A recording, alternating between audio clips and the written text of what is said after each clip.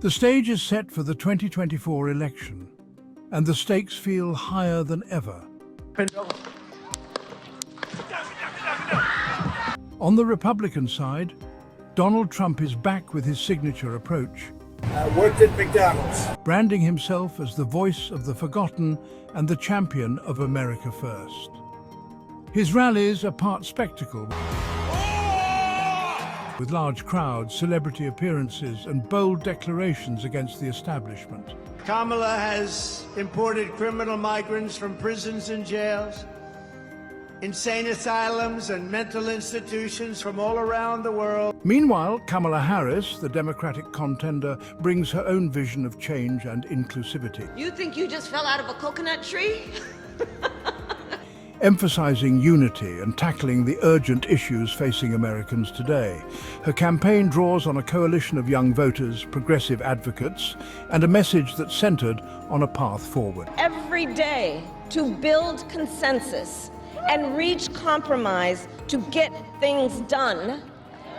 In the midst of this heated rivalry, we're reminded that voters face two major choices: red or blue, Republican or Democrat. But how did America get here?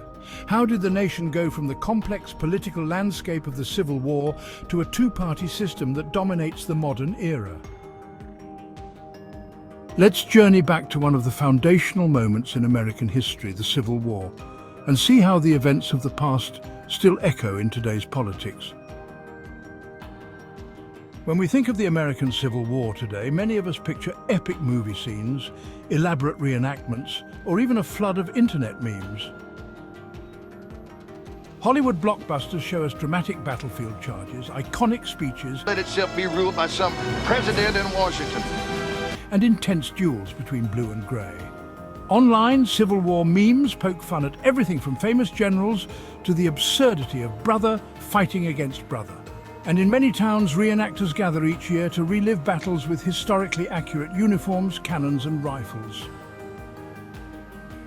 The Civil War has become a part of pop culture, its heroes, tragedies, and symbols reshaped by generations. But with all these portrayals, how often do we pause to ask, how was it really? What were the true causes, the real battles, and the lasting impact of this monumental conflict on American history? Let's peel back the layers of legend and take a deeper look at the American Civil War, starting with the root causes that set the nation on a path to war. The American Civil War didn't happen overnight. It was the result of decades of tension and division between the northern and southern states. One of the central issues was slavery. By the 19th century, the northern states had largely abolished slavery and were developing industrial economies, while the South remained heavily reliant on agriculture, particularly cotton, using enslaved African Americans as their main labor force.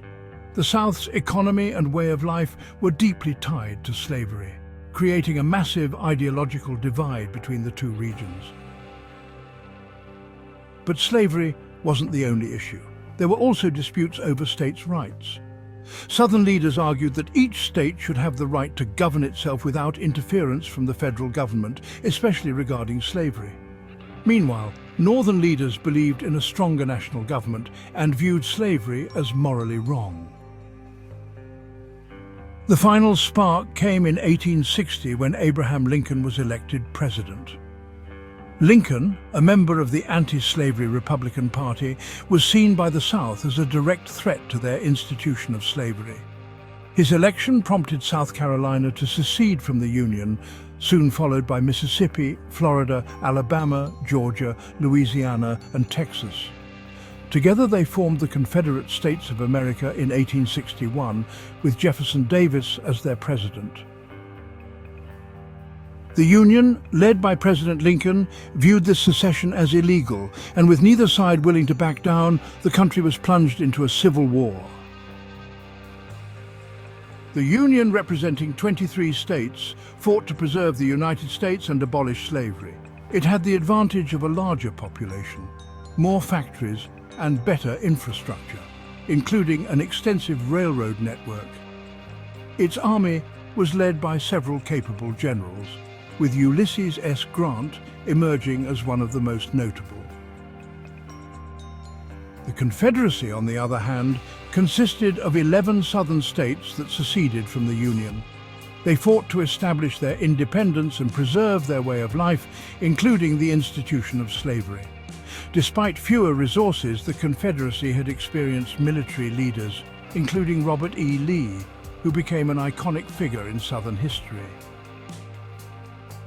Both sides believed the war would be short-lived, but as the fighting continued, it became clear that this conflict would be far more brutal and drawn out than anyone had anticipated. Throughout the Civil War, hundreds of battles unfolded. Let's look briefly at three of the most pivotal clashes. The First Battle of Bull Run. This first major clash in July 1861 shattered the illusion of a quick war. The Confederate victory was a wake-up call for both sides, revealing the fierce resistance each would face. Battle of Gettysburg. In July 1863, Gettysburg became a turning point. With over 50,000 casualties, this Union victory halted Lee's advance into the North and severely weakened Confederate morale. Sherman's march to the sea. In 1864, Union General William Tecumseh Sherman led a devastating campaign across Georgia. His total war strategy aimed to cripple the South's will and resources, marking a critical blow to the Confederate cause. As the war progressed, Lincoln issued the Emancipation Proclamation in 1863, redefining the war's purpose. By declaring freedom for enslaved people in Confederate territories, Lincoln not only strengthened the Union's moral position, but also discouraged foreign support for the Confederacy. The Union victory at Gettysburg and the capture of Vicksburg turned the tide. By April 1865, the Confederate capital of Richmond fell, and Robert E. Lee surrendered to Ulysses S. Grant at Appomattox Courthouse, effectively ending the Civil War. The war left a staggering 620,000 soldiers dead and many more injured.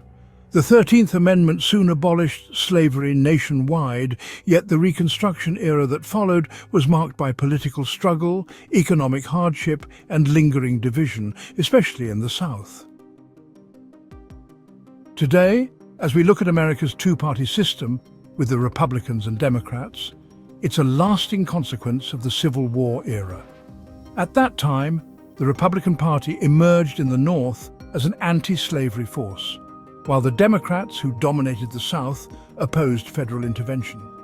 This division set the foundation for the two-party system that still defines US politics. But what are the pros and cons? On the one hand, a two-party system can simplify choices for voters and create more stable governance by reducing political fragmentation.